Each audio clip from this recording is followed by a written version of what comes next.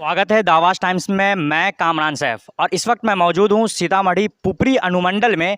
और ये आप हमारे पीछे जो तस्वीरें देख पा रहे होंगे, ये तस्वीर सीतामढ़ी पुपरी अनुमंडल के हॉस्पिटल की है। और ये वो हॉस्पिटल है जिसका निर्माण लगभग 2006 से रुका हुआ है। और आप ज़रा गौर कीजिए कि 2006 से रुकना यानी आज से 15 साल से रुका हुआ है। जिस वक्त चंद्र नारायण जी इसके हेल्थ मिनिस्टर थे, उस वक्त से रुका हुआ है। 15 सालों के अंदर इतना बड़ा, अब मैं आपको पूरी तस्वीरें दिखाऊंगा अंदर तक का, जो कि बन चुका था। लेकिन 15 सालों में क्यों नहीं बना, ये सवाल आरजेडी से भी है, जेडीयू से भी है। जेडीयू से इसलिए कि उस वक्त आपकी सरकार थी और उस वक्त से अब तक आपकी सरकार है, आपने क्यों नहीं बनाया। और सवाल आरजेडी से भी, क्योंकि 2015 में आरजेडी और जेडीयू के अलायंस की सरकार बनी थी। उस वक्त भी 18 महीने सरकार थी उनकी, और उस वक्त जो हेल्थ मिनिस्टर बने थे वो तेज प्रताप यादव जी बने थे।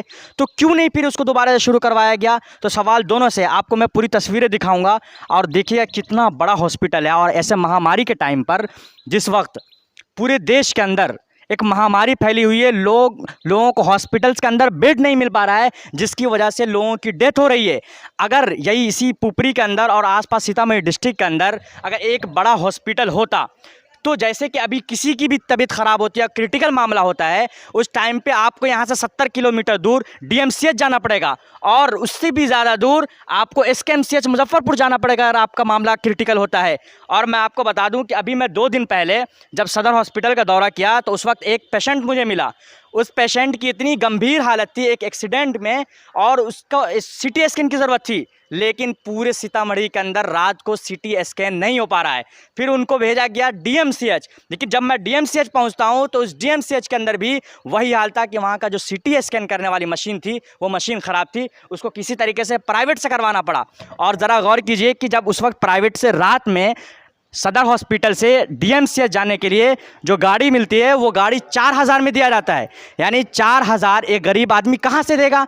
ना यहाँ किसी हॉस्पिटल की सुविधा है, ना यहाँ एम्बुलेंस की सुविधा है। और इतना बड़ा हॉस्पिटल जिसका 15 सालों से निर्माण रुका हुआ है, आखिर इसका जिम्मेदार कौन है। इस पब्लिक प्रॉपर्टी, यानी अगर अभी गरीब आदमी अगर बीमार पड़ जाए, तो उसको इतनी दूर 70 किलोमीटर दूर जाने के लिए कोई सुविधा नहीं। और यही नहीं, बल्कि 102 नंबर पे संपर्क किया, और किसी और ने नहीं, मैंने खुद 102 नंबर पर संपर्क किया। तो उस वक्त उन्होंने बताया कि एक्सेप्टेड, यानी कि जो हमने एम्बुलेंस बुक किया था वो तो एक्सेप्ट हो गया था। लेकिन उसके जस्ट 1 घंटे बाद मैं लगातार 10 मरतबा कॉल किया 102 नंबर पे। उसके बाद दोबारा मैसेज आता है 1 घंटे बाद कि आपका जो एम्बुलेंस सेवा हम नहीं दे पाएंगे, दे पाएंगे, वो कैंसिल कर दिया गया। अब मेरे पास मैसेज है, मैं आपको स्क्रीन पर दिखा रहा हूँ। बताइए, ये हाल है। ना यहाँ एम्बुलेंस है, ना हॉस्पिटल की सुविधा है। जो हॉस्पिटल है तो उसके अंदर बेड नहीं है, डॉक्टर की कमी है। ऐसे टाइम पे, महामारी के टाइम पे, मैं ये बता दूं कि अगर जो डेथ हो रहा है उसका पूरा का पूरा जिम्मेदार सरकार है।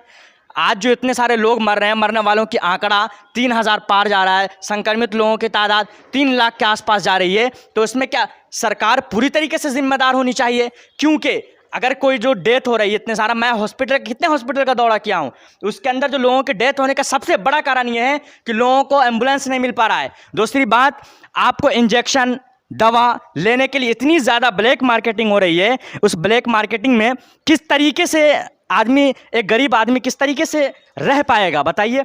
अभी जो ज़्यादा से ज़्यादा जो डेथ हो रहा है, उसकी वजह यही है कि कोई सुविधा नहीं मिल पा रही है।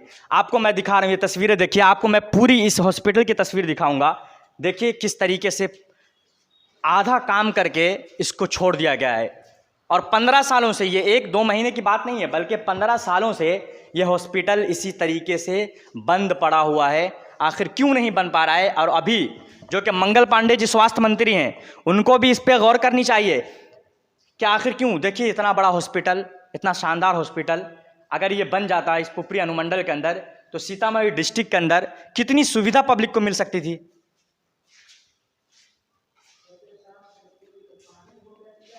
और ये देखिए बरसात में क्या हालत है इसकी।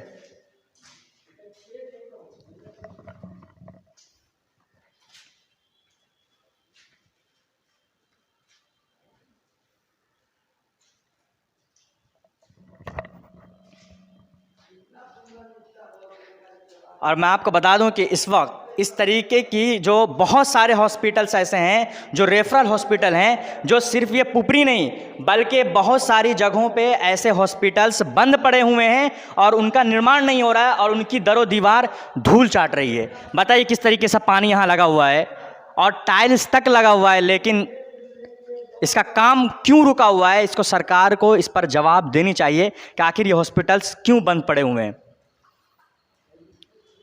और मेन स्ट्रीम मीडिया इस चीज़ को दिखाने से बिल्कुल गुरेज कर रही है। देखिए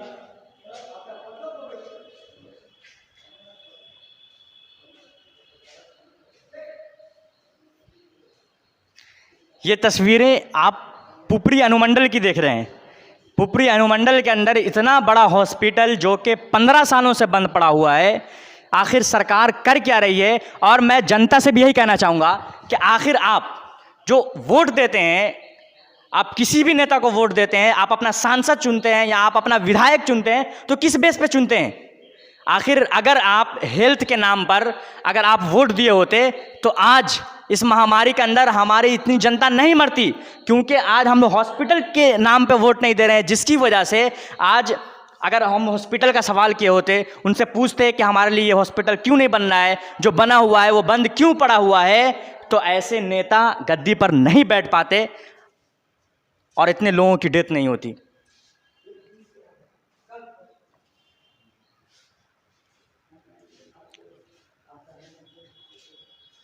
तो दोस्तों ये तस्वीर थी पुपरी अनुमंडल की।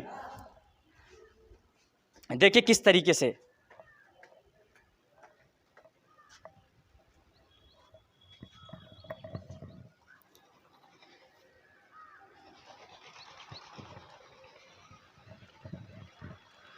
तो दोस्तों ये तस्वीर है पुपरी अनुमंडल की और मैं सरकार से यही विनती करना चाहूँगा और जो स्वास्थ्य मंत्री हैं अभी मंगल पांडे जी से कि आप इस चीज़ को स्टार्ट करवाइए, चूँकि यहाँ की जनता के लिए बहुत ज़्यादा ज़रूरी है और एक सुविधा होगी, एक बहुत बड़ी सुविधा होगी और एक सीतामढ़ी डिस्ट्रिक्ट के लिए बहुत बड़ी उपलब्धता होगी कि उनके पास एक इतना बड़ा हॉस्पिटल होगा।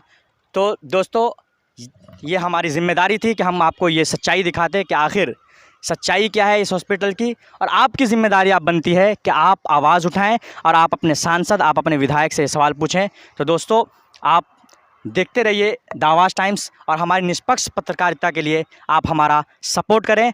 तो मैं कामरान सैफ, कैमरामैन आसिफ के साथ, धन्यवाद।